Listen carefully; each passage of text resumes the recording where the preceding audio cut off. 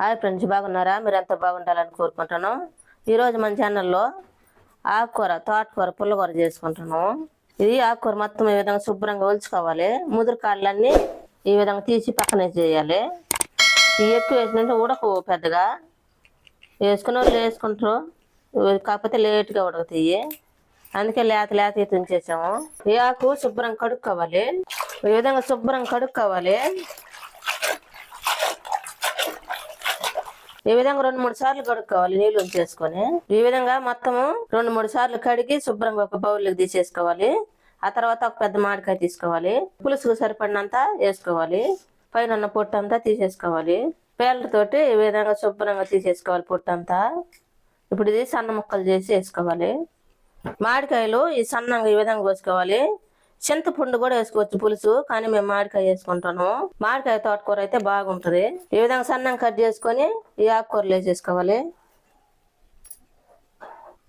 టమాటాలు కూడా ఆ విధంగానే కట్ చేసుకోవాలి సన్న ముక్కలుగా. ఇవి కూడా ఆకుకూరలు వేసేసుకోవాలి. ఇప్పుడు పసుపు వేసుకోవాలి 1 స్పూను. 1 స్పూన్ కారం వేసుకోవాలి. కల్లుప్పు వేసేసుకోవాలి 1 స్పూను. ఇప్పుడు 1 చెంబు నిండా వాటర్ పోసుకోవాలి.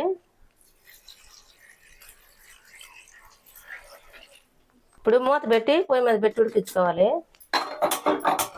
స్టవ్ వెలిగించుకొని స్టవ్ మీద పెట్టుకోవాలి. ఇప్పుడు బాగా ఉడికించుకోవాలి. ఉడికిందో లేదో మూత తెచ్చొద్దాం. ఈ విధంగా నీళ్ళన్నీ ఇనికిపోయిందా ఉడికించుకోవాలి. ఎట్టు ఉడికిందంటే బాగా మెత్తంగా ఉడికినట్టేను.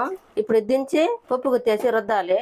ఈ విధంగా పప్పు గుత్తి తీసుకొని మెత్తంగా రుద్దేసుకోవాలి. ఇట్లా రుద్దేసుకోవాలి. దీంట్లో నీళ్ళు పోయిన అవసరం లేదు, ఇట్టాగే ఉంచుకోవాలి. ఇప్పుడు దీనికి తాలింపు పెట్టుకున్నాం మనం పుల్లగూరకి. మనము ఈ పుల్లగూర కోసం తాలింపు పెట్టుకోవాలి. స్టవ్ వెలిగించుకొని బాండి పెట్టుకోవాలి. బాండి బాగా గడిన తర్వాత ఆయిల్ వేసుకోవాలి. 1.5 స్పూన్ వేసుకున్నాం ఆయిల్. 2 ఎండుమిరపకాయలు తీసుకొని కడిగి శుభ్రంగా తుంచేసుకోవాలి. ఈ విధంగా కడిగి శుభ్రంగా తుడిచేసుకొని అవన్నీ వేసుకోవాలి. ఆయిల్ కదా, ఆ విధంగా వేసుకోవాలి. ఇప్పుడు తాలింపు గింజలు 1 స్పూన్ వేసుకోవాలి. ముందుగా కట్ చేసి పెట్టుకున్నాం కదా ఉల్లిపాయ, అవి వేసేసుకోవాలి. 2 తెల్లపాయలు వేసుకోవాలి నలగొట్టి. ఈ ఆయిల్లో బాగా ఆగాలి. కరివేపాకు వేసుకోవాలి. ఈ విధంగా కాలిన తర్వాత తాలింపు మనం ఆకుకూర రుద్ది పెట్టుకున్నాం కదా దాంట్లో పోసేసుకోవాలి. ఇది మొత్తం కలుపుకోవాలి. ఇట్లా ఈ విధంగా కలుపుకొని ఒక బౌల్లోకి తీసేసుకోవాలి. ఒక చిన్న బౌల్లోకి తీసేసుకుంటాము. ఎంతో టేస్టీగా ఉండే మామిడికాయ పుల్లకూర రెడీ అయింది. మీరు కూడా మీ ఇంట్లో చేసుకుని ఎలా ఉందో మా కామెంట్లో పెట్టండి. లైక్, షేర్ చేయండి, సబ్స్క్రైబ్ చేసుకోండి, పక్కన ఉన్న బెల్ నొక్కండి. Thanks for watching.